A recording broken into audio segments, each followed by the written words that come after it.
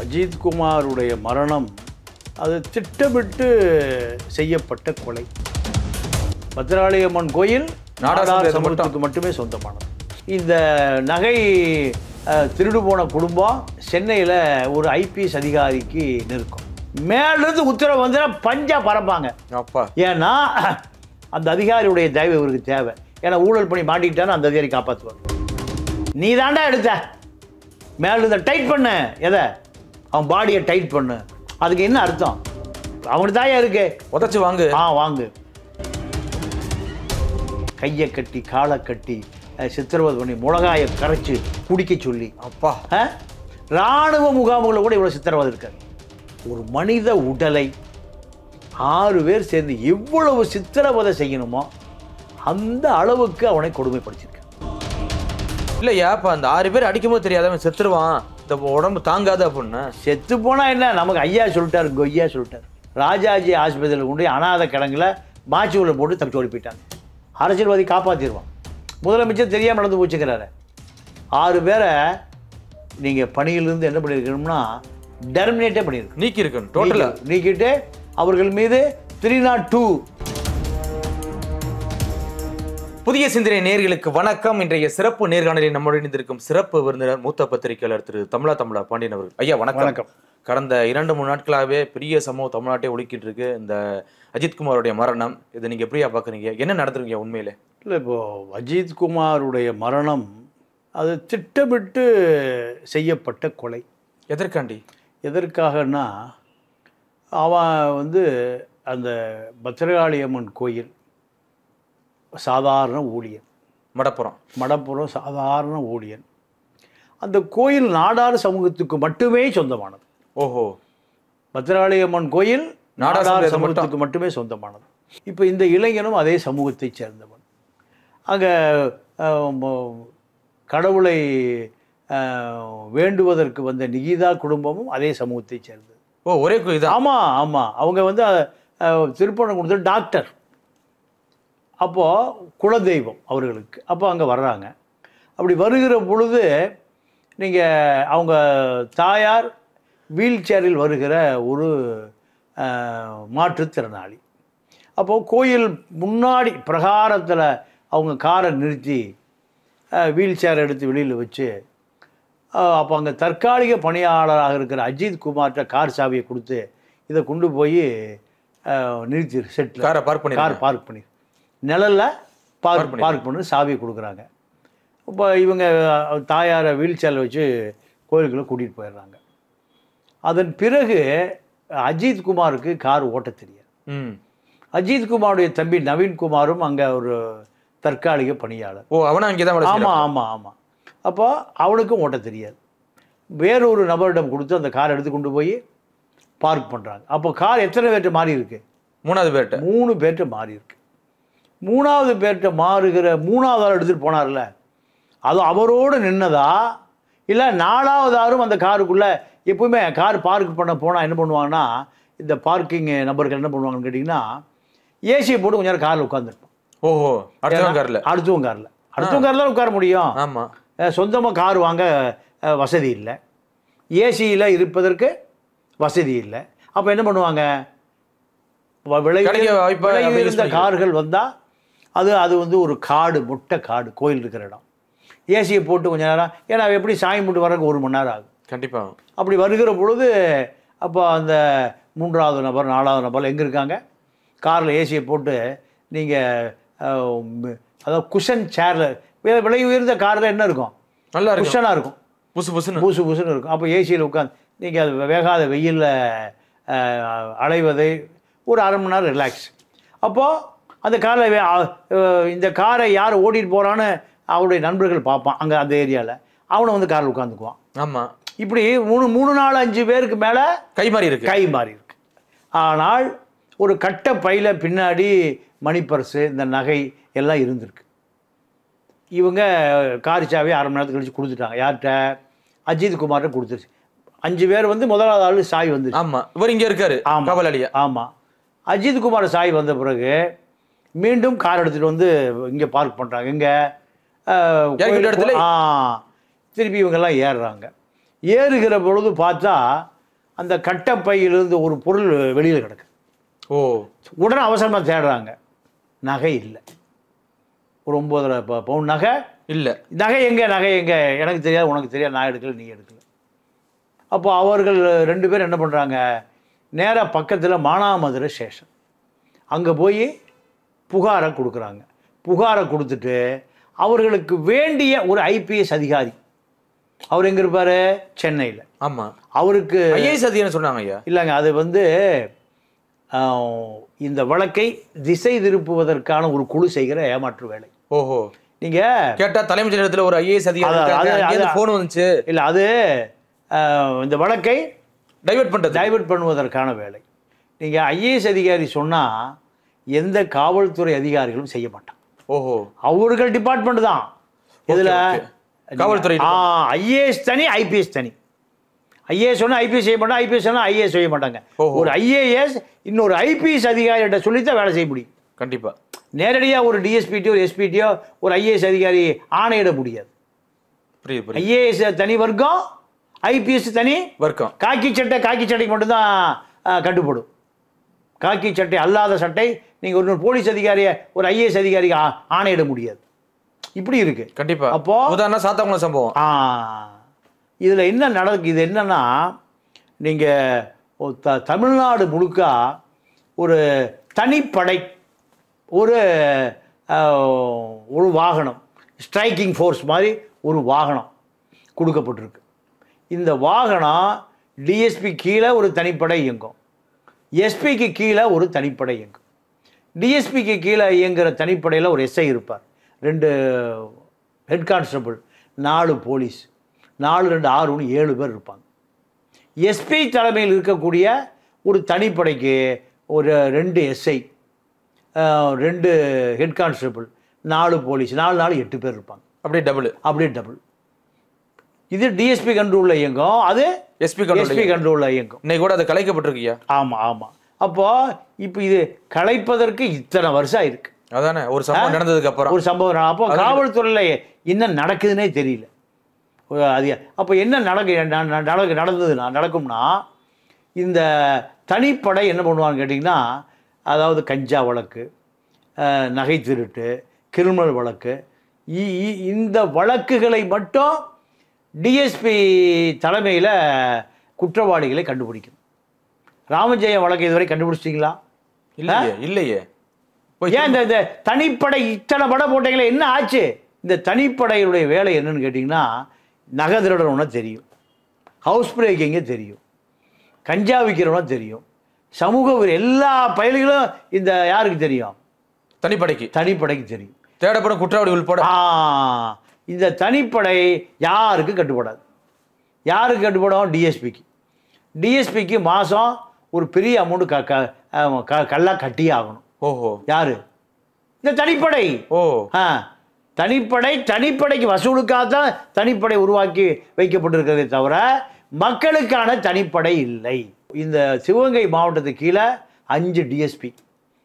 எங்க Karaikudi DSP, Devakottai, Tirupattur, Manamadurai, Sivaganga down, 5 டிஎஸ்பிக்கு தனிப்படை அந்த மாவட்டத்தில் இருக்கு.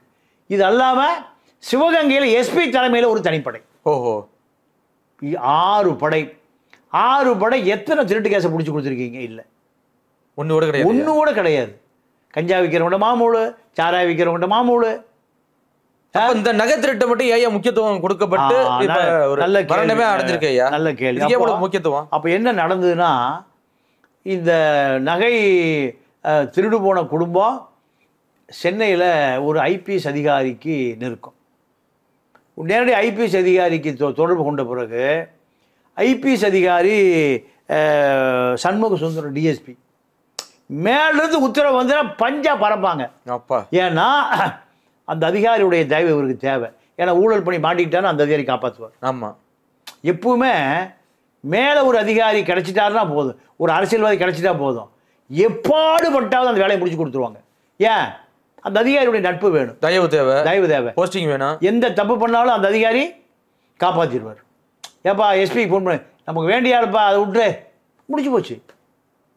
மேலிருந்து எஸ்பிக்கு சொன்னால் எஸ்பி ஏன்னா எஸ்பிக்கு அந்த மேலதிகாரியுடைய சாவகாசம் வேணும். கண்டிப்பா ஒவ்வொரு மாவட்டத்துக்கும் நீங்கள் கோடிக்கணக்காக கொடுத்து ஏன் போகிறாங்க?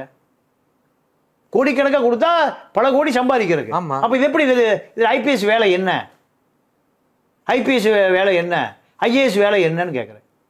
சம்பாதிக்க மட்டும் மக்களுக்கான பணி இல்லையா? நீங்கள் டி நகர் ஸ்டேஷன் இருக்குல்ல, பாண்டி பஜாரும் திருவள்ளிக்கேணிக்கும் 25 லட்ச ரூபா ஏன்னா மாதம். 1200 லாட்ஜ் இருக்கு எங்க திருவள்ளிக்கேணியில். அவன் லைசன்ஸ் ரிலீவ் பண்ணி அந்த அதில் ஸ்டேட்மெண்ட் கொடுப்பானல்ல மாதம் யார் யார் தங்கியிருந்தா யார் யார் போனான்னு அதை கொடுத்துட்டு ஒரு லாட்ஜுக்கு 2000 ரூபா கொடுக்கணும். 1200 × 2000 கணக்கு போடுங்க. அப்பா 1200 × 2000 அதே 10 லட்சம் 2 லட்சம் வருது. அது ஸ்டேஷனுக்கு ஒரு விஷயத்தில் லாட்ஜில் மட்டும். இப்படி மாம்பழம் ஸ்டேஷனில் நகைக்கடை, ஜவுளி கடை, டி நகர் ஸ்டேஷனில் பாண்டி பஜார். அப்போ இதெல்லாம் அமுத சுரப்பி, அல்ல குறையாத அமுத சுரப்பி. நீலாங்கரை ஸ்டேஷனுக்கு 50 லட்ச ரூபா. ரெசார்ட்டு பூரா அங்கே தான் இருக்குது. ஒவ்வொரு ரெசார்ட்டு மாதம் 1 லட்ச ரூபா கொடுக்கணும். 50 ரெசார்ட் இருக்கு. எது நடந்தாலும் கண்டுக்க மாட்டாங்க. 50 ரெசார்ட் எவ்வளோ ஆச்சு? 50 லட்சம் மாதம். அடிச்சடி இருக்கும் அந்த ஸ்டேஷனுக்கு. ஒருத்தர் ஏடிஜி பிடிப்பார், ஒருத்தர் டிஜிபி பிடிப்பார், ஒருத்தர் ஐஜி பிடிப்பார். எங்கே போகிறக்கு? நீலாங்கரைக்கு போகிறக்கு. எல்லாம் வசதி படைத்த வீட்டு பசங்க பூரா அங்கே தான். என்ன நடந்தது? மேலேருந்து அதிகாரி கூட சொன்ன உடனேயும் அஜித் குமாரை தனிப்படை தூக்குது 9 பவுனுக்கு. 900 பவுனோ 90 பவுனோ இல்லை, 9 பவுனுக்கு தனிப்படை வந்து தூக்குறாங்க. தூக்கி எங்கே நகை? நான் நகையை பார்க்கல. சாவி யார்கிட்ட கொடுத்த? 1 2 3 4 5 நீ தாண்டா எடுத்த. மேலே டைட் பண்ணு. எதை? அவன் பாடியை டைட் பண்ணு. அதுக்கு என்ன அர்த்தம்? அவனுக்கு தாயா இருக்கு. உதச்சு வாங்கு. வாங்கு. கையை கட்டி காலை கட்டி சித்திரவதை பண்ணி மிளகாயை கரைச்சி குடிக்க சொல்லி. அப்பா இராணுவ முகாம்களில் கூட இவ்வளோ சித்திரவதை இருக்காது. இப்போ இதில் கூட அந்த வீடியோ பார்த்தீங்களா? அடிக்கிற அடியில் அவனால் எந்திரிக்க முடியலையா? எந்திரிச்சு கூட நிற்க முடியல, அந்த அளவுக்கு அடிச்சு. அந்த வீடியோ பார்க்கும்போது நெஞ்சே பதப்பதைக்குது. அது அப்போ போலீஸ் இப்போ பயிற்சியில் இதெல்லாம் அப்படிதான் செய்ய சொல்லி சொல்கிறாங்களா? இல்லை. அந்த அதிகாரியுடைய உத்தரவு. டிஎஸ்பி சண்முக சுந்தரத்துக்கு சென்னையிலிருந்து வந்த அந்த அதிகாரியினுடைய உத்தரவு. அவர் பார்த்துக்குவார், எதாக இருந்தாலும் அவர் பார்த்துக்குவார். ஆளுங்கட்சியில் வலுவாக இருக்கார், சிஎம் ஆஃபீஸில் வலுவாக இருக்கார். யார்? சண்முக சுந்தரம். அவ்வளவு அதிகார மையத்துக்கு நெருக்கமானவர். இல்லையா? இப்போ அந்த 9 பவுன் நகைக்காண்டி இவ்வளோ சித்திரவதை பண்ணி கொள்ளணுமா ஐயா? இல்லைங்க, அது கேட்பதற்கு ஆள் இல்லைங்க. கேரளாவாக இருந்தால் ஒரு 50 பேர் சேப்பக்கூடியை பிடிச்சிட்டு போயிடுவான். எந்த பறஞ்சான்? எந்த திருட்டு வழக்கம்? எந்த பட்டிண்ட மௌனே? போயிடுவான் போலீஸ் ஸ்டேஷனுக்கு. 50 குடி வச்சுருப்பான். 50 பேர் கம்யூனிஸ்ட் கட்சி குடியோடு போயிடுவான். இவன் போன பிறகு சிபிஐ போன பிறகு சிபிஎம் போவான். எந்த பிரச்சனை சொல்லாமல் அவங்க வேலையே பார்க்க முடியாது. இவன் போனவர் இன்னொரு 50 மலையாளி போவான் காங்கிரஸ் கட்சி குடியை பிடிச்சிட்டு. ஆனால் இங்கே தமிழ்நாட்டில் அப்படி இல்லையா? இங்கே ஒவ்வொரு இடமும் மாறி மாறி வச்சு அடிக்கிறாங்க இல்லையா? கேட்பதற்கு நாதி இல்லை, யாரை வேணா அடிக்கலாம். இல்லையா? இப்போ உண்மையிலே இது வந்து திருட்டு வழக்குக்காக தான் அந்த இவ்வளோ அடிச்சு சித்திரவதை பண்ணி கொன்னதா, இல்லை வேற ஏதாவது பின்புலம் இருக்கா? வேற என்ன? அவன் முல்லா உமர் கூட பார்ட்னரா? ஆப்கானிஸ்தானில் இருந்தான முல்லா உமர் அவனோட பார்ட்னரா? இல்லை பின்லாடனோட பங்காளியா? இல்லை ஹமாஸ் இயக்கத்தினுடைய போராளியா? ஒன்றுமே இல்லை. அப்புறம் எதுக்கு மிருகத்தனமாக போட்டு அடிக்கணும்? அது இங்கே யாரை வேண்டுமானாலும் அடிக்கலாம். என் பென்னிஸையும் ஜெயராஜையும் நீங்கள் என்ன பண்ண மலத்துவாரத்துக்குள்ளே லத்தியை விட்டு லத்தி அடிக்கிறது. அவன் அந்த குச்சி குடலுக்குள்ளே அப்படியே செரிக்கும். அவனுக்கு உயிர் எப்படி போகுன்னு பாரு. இப்படி தான் போயிருக்கு. ஆனால் இதுக்கு எந்த நடவடிக்கையும் இல்லை. நீங்கள் காவல்துறையை பொறுத்த வரைக்கும் அரசியல்வாதிகளுடைய ஏவல் துறை. ஆனால் அந்த நிகிதாங்கிறவங்க சொல்கிறாங்க, இல்லைங்க அந்த வீல் சேரை தள்ளிட்டு போகிறதுக்கு 500 ரூபா கேட்டார், நான் 100 ரூபா தரேன் அப்படின்னேன், அதுவும் ஒரு காரணமாக இருக்கு அப்படிங்கிறாளையா? ஏங்க 100 ரூபாய்க்கு வேணால் அடிச்சு கொள்ளுவானா? நீங்கள் நிகிதா மீது எஃப்ஐஆர் போட்டிருக்கணும். போடலையே? போடலை. இப்போ நிகிதாவுக்கு தொலைபேசி யார் பண்ணான்னு போய் அது செல்ஃபோன் கம்பெனியில் கேட்டால் எல்லாம் எடுத்து கொடுத்துருவான். அதெல்லாம் எடுக்கவே மாட்டாங்க. ஓப்பனா தெரியுது, தெரியுது அவன் அடிச்சதுலயும் துன்பத்துல எல்லாம் தெரியுது. அப்போ ஒரு எஸ்ஐ அந்த கோயிலோட சிசிடிவி ஃபுட்டேஜ் அப்படியே ஆர்டிஸ்ட் கூட தூக்கிட்டு போயிருக்காருயா. அப்பனா பாருங்க. அப்ப எல்லா சாட்சிகளையும் அழிக்கணும். இது எங்க இது எப்படி நியாயம் கிடைக்கும்? தமிழ்நாடு முழுக்க இருக்கிற இந்த தனிப்படையை டிஎஸ்பி தலைமையிலான தனிப்படை உடனே கலைக்கப்பட்டது. அப்போ இவன் பூரா இல்லீகல் அவனால் தேவையில்லை வேலை பார்த்துட்டு இருந்திருக்கான். அப்படி தானே அர்த்தம்? உண்மைதையா. உள்துறை என்ன பண்ணிச்சு, உடனே கலைச்சிருச்சு அதை.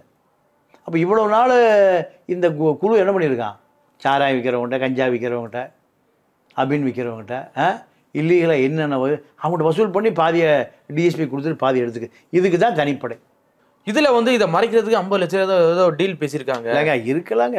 அதாவது என்ன நடந்ததுன்னா, அஜித் குமார் போலீஸ் கஸ்டடியில் எடுக்கப்பட்டு இரவு முழுக்க எங்கள் அது பின்னாடி ஒரு மாட்டுக்கொட்டைகளை வச்சு இப்போ இரும்பு கம்பியில் அவனை ஒரு மனித உடலை 6 பேர் சேர்ந்து எவ்வளவு சித்திரவதை செய்யணுமோ அந்த அளவுக்கு அவனை கொடுமைப்படுத்தியிருக்காங்க.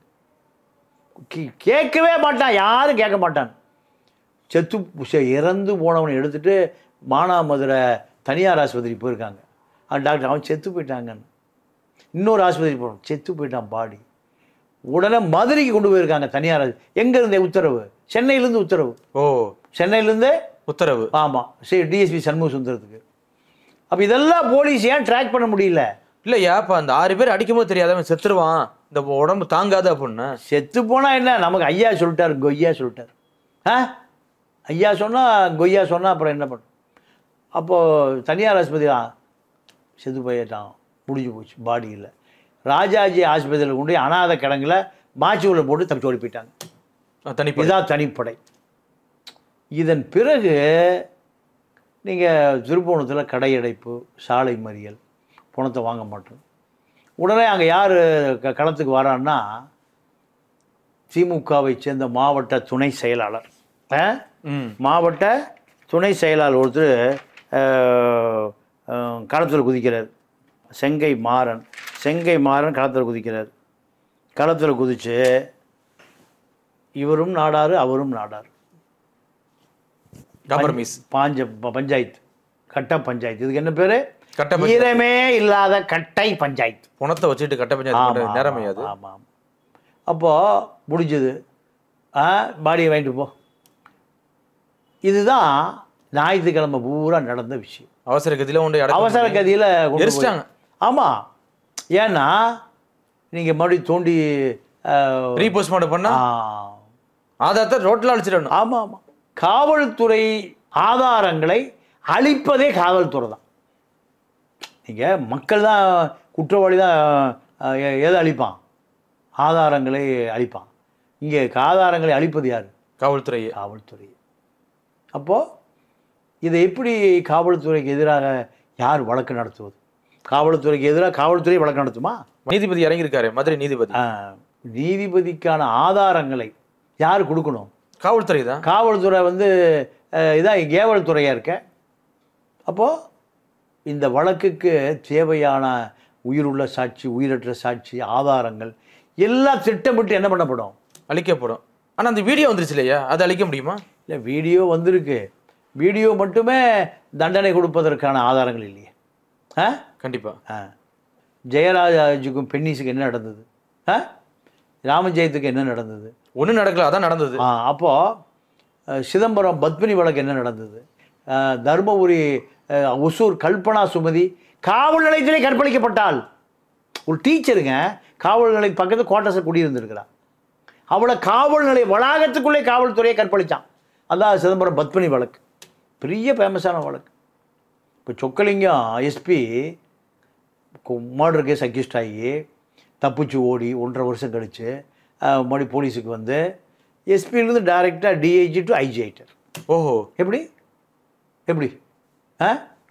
எஸ்பி கைது செய்யப்பட்டு சிறையில் அடைக்கப்பட்ட சொக்கலிங்கம் என்ன ஆகிறாரு? ஐஜி. அவருடைய பணி காலத்தில் தலைமறைவாக இருந்தார்ல, தலைமறைவாக இருந்தவர், ஓடி ஒளிஞ்சவர், கோர்ட்டுக்கு போனவர், கேஸெல்லாம் தள்ளுபடியாகி கொலையே பண்ணலைங்க. அவளே தற்கொலை பண்ணி செத்து போயிட்டான். நம்ம தாகிருஷ்ணன் மாதிரி. தாகிருஷ்ணன் வழக்கில் எல்லாம் வெளியே பண்ணிட்டாங்க. இப்போ தாகிருஷ்ணன் எப்படி செத்தார்? அவரே கத்தியில் 2 கத்தியில் குத்திட்டு குடல் வெளியே வந்து சரிஞ்சு அவரே தற்கொலை செத்து போயிட்டார். தாகிருஷ்ணன் நம்புற மாதிரியா இருக்கு. ஆமாம். அப்போது அதே போல் பென்னிஸ் ஜெயராஜ் வழக்கில் அவர்களே தற்கொலை பண்ணி செத்து போயிட்டார். ஏன்? காந்தியே அவரே தற்கொலை பண்ணி செத்து போயிட்டார். காந்தி சுடலை. இல்ல எனக்கு ஒரு கேள்வியா, என்ன கேள்வி? நியாயமான கேள்வி. இல்ல அதிமுகல பெனிக் ஜெயராஜ் மரணம் நடந்துச்சு, இப்ப திமுகல அஜித்குமார் மரணம் நடக்குது. நேத்து கூட முதல்வர் வந்து தெரியாம நடந்துருச்சு அப்படின்னு சொல்றாரு, உங்களுக்கு அரசு வேலையெல்லாம் வழங்கப்படுதுன்னு சொல்றாரு. அரசு அதிகாரிகள் அரசு கட்டுப்பாடு இல்லையா அப்படியா?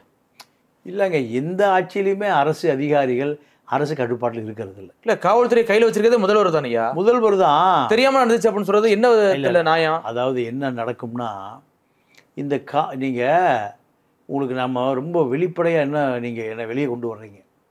தேர்தல் வந்தால் காவல்துறை அதிகாரிகளுடைய காரில் தான் கட்டுக்கட்டாக பணமே போகுங்கிறீங்க. இப்படி கரெக்டாக கண்டுபிடிச்சிங்க. பாக்குறோம் இல்லையா, பல தேர்தலை பார்த்துருக்கோம், தெரிஞ்சிருக்கு. நம்மளும் வாக்கள் கட்டுக்கட்டா போறது தெரிஞ்சிருக்கு. ஆமா, கண்டு நிறைய பேருக்கு. ஆமா, அப்போ ஏதாவது ஒரு கட்டு அரைக்கட்டாது உழைக்கிறவனுக்கு கிடைக்குமா? கிடைக்காது. அப்போ உடனே அங்கேருந்து சொல்லியிருப்பாங்க, எங்க ஐஜி ஆஃபீஸ்லேருந்து, இந்த நம்பர் TNQ RP 47 தொடக்கூடாது. என்ன பணம் போகும்? அது பூரா பாதுகாப்பு, கள்ளப்பணம், லஞ்சப்பணம், ஊழல் பணமாக போகும். கன்னியாகுமரி வரைக்கும் போகும், டிஸ்பியூட் ஆகிட்டே போகும். இங்கே ஒரு ஐஜி ஒருத்தர் ரிட்டையர்ட் ஆகிட்டார். அப்போ அவர் சொன்னார், அவர் வந்து கொஞ்ச நாள் சிஆர்பியில் இருந்தார். அவர் தான் சொன்னார், மத்திய அரசாங்கத்தினுடைய மத்திய பாதுகாப்பு படைக்கு சொந்தமான லாரியில் என்ன போகும்? கள்ளப்பணம் போகும். தேர்தலுக்கு டிஸ்பியூட்டாக இருக்குது, இந்திரா காந்தி காலத்தில். அப்போ அது மத்திய ஊழல், இது மாநில ஊழல். அப்போது இந்த மக்களை யார் காப்பாற்றுவது? அரசியல்வாதி எதை சொல்லுகிறானோ அதை செய்கிறதுக்கு தான் காக்கி யூனிஃபார்ம். ஜெயலலிதாவிடம் அதிகாரியாக இருந்த ஜவஹர் பாபு என்ற முதலமைச்சருடைய தனிப்பிரிவு செயலாளர், ஒரு IAS அதிகாரி ஜவஹர், மதுரையைச் சேர்ந்த ஜவஹர், கருணாநிதி ஆட்சி வந்த பிறகு எதில் படுக்க வச்சாங்க? ஐஸ் பார்ல. என்ன நடந்து பூரா சொல்லிடு. ஜெயலலிதா ஆட்சி காலத்தில் நீ தான் ஜெயலலிதாவுக்கு எல்லாமே உண்மை சொல்லு. அந்த அதிகாரி அப்படியே சொல்லிட்டு தப்பிச்சு போனார். இப்படி பல விஷயங்கள். அப்போ அஜித்குமார் வழக்கில் தனிப்படை சென்னையிலிருந்து வந்த IPS அதிகாரி உத்தரவின் பேரில் சண்முக சுந்தரம் DSP இன்னும் கொஞ்சம் டைட் பண்ணி, இன்னும் கொஞ்சம் டிப், அவருடைய உடல் பிழியப்பட்டது, சித்திரவதை செய்யப்பட்டது. 2 நாட்களாக மனிதாபிமானமே செத்து போச்சு. காவல்துறைக்கு அதிகாரம் எங்கிருந்து வருதுன்னா, அரசியல்வாதிகள் இருந்தான். அரசியல்வாதி காப்பாற்றிடுவான். முதலமைச்சர் தெரியாமல் நடந்து போச்சுக்கிறாரு. 6 பேரை நீங்கள் பணியிலிருந்து என்ன பண்ணியிருக்கணும்னா டெர்மினேட்டே பண்ணியிருக்கணும், நீக்கியிருக்கணும். டோட்டலாக நீக்கிட்டு அவர்கள் மீது 302 கொலை குற்றம் பதியப்பட்டு 6 பேருக்கும் இரட்டை ஆயுள் தண்டனை வழங்கப்பட்டிருக்கும். அதான் இப்போ சொக்கலிங்கம் எஸ்பியா வந்து சஸ்பெண்ட் பண்ணார். 1.5 வருஷம் தலைமறைவாக இருந்தார். அப்புறம் வழக்கில் வந்தார். என்ன ஆகிட்டார்? ஐஜி ஆகிட்டார். இப்போ சண்முக சுந்தரம் DSPயாக போய் எஸ்பியாக வந்து DIG வந்துடுவார். அப்புறம் காவல்துறை எப்படி திருந்தும்? எதை வேண்டுமானாலும் செய்யலாம். அதிகாரம் எங்கிட்ட இருக்கு, எதை வேண்டுமானாலும் செய்யலாம். இதுதான் இப்போது காவல்துறையில் இருக்கக்கூடிய ஒரு அசாதாரண நிலை. இல்லை, இந்த லாக்அப் டெத் மரணம் வந்து அஜித்குமார் முடியுமா எப்படியா? இல்லை தொடருமா? முடியாது. இல்லை அதிகரிக்குமா? அதிகரிக்கத்தான் செய்யும். 4 வருஷத்துல 34 இதே மாதிரி நடந்துட்டு சொல்றாரு. ஆமாம். அஜித்குமாருடைய வழக்கில் என்ன நடந்ததுன்னா, முழுக்க காவல்துறை எப்பாடுபட்டாவது இந்த 6 பேரையும் அதிகாரியும் மாநில அரசு காப்பாற்றிடும். அந்த நம்பிக்கை அதை நம்ம வேடிக்கை பார்க்கணும். ஆமாம். பென்னி ஜெயராஜோட போலீஸ் டிபார்ட்மெண்ட் திருந்தி இருந்ததுன்னா இப்போ அஜித்குமார் வழக்கு இல்லையே. ஆமாம். போலீஸ் காவல் இருக்கிற யாருக்கு 1 லட்சம் பேர் இருக்காங்க காவல்துறை அதிகாரிகள். கடைநிலை கான்ஸ்டபிள்லேருந்து DGP வரைக்கும் அத்தனை பேருக்கு பென்னிஸ் ஜெயராஜனுடைய இந்த வழக்கு அவர்களுக்கு ஒரு பாடமாக இருந்தால் அஜித்குமார் வழக்கு நடக்குமா? கண்டிப்பாக. அப்போ அவர்கள் அதை காற்றோடு விட்டுட்டான். மக்கள் என்னைக்கு கேரளாவை போல, பஞ்சாபை போல, கர்நாடகா, ஆந்திராவை போல என்னைக்கு மக்கள் விழிப்புணர்வு அடைகிறார்களோ அன்னைக்கு தான் இந்த சமூகத்தை காப்பாற்ற முடியும். இல்லைன்னா அதிமுக, திமுக 2 அரசுகளுமே காவல்துறை வச்சு தான் நடக்குது. நீங்கள் அந்த ஏரியா ஸ்டேஷன் இன்ஸ்பெக்டர், எம்எல்ஏ எல்லாம் பஞ்சாயத்து எல்லாம் அப்படியே செயின் லிங்காக போகும். செயின் லிங்காக போகும். மாற்ற முடியாது. புகார் கொடுத்தீங்க, நான் பார்த்துக்க, நீங்கள் போங்க, எங்கள் அவங்க மேலே புகார் கொடுத்துருக்கான். எங்கே? அப்போவே அது சட்டம் ஒழுங்கு துறை டிஎஸ்பியும் எம்எல்ஏவும் ஆளுங்கட்சி எம்எல்ஏவும் அவர்களை மீறி யாரும் எதுவும் பண்ண முடியாது. கண்டிப்பா ஐயா. இவரை காப்பாற்றுவார், இவர் அவரை காப்பாற்றுவார். அவ்வளோதான். நீதி கிடைக்கும் வரையும் தொடர்ச்சியாக பேசுவோம் ஐயா. மிக்க நன்றி. நன்றி, வணக்கம்.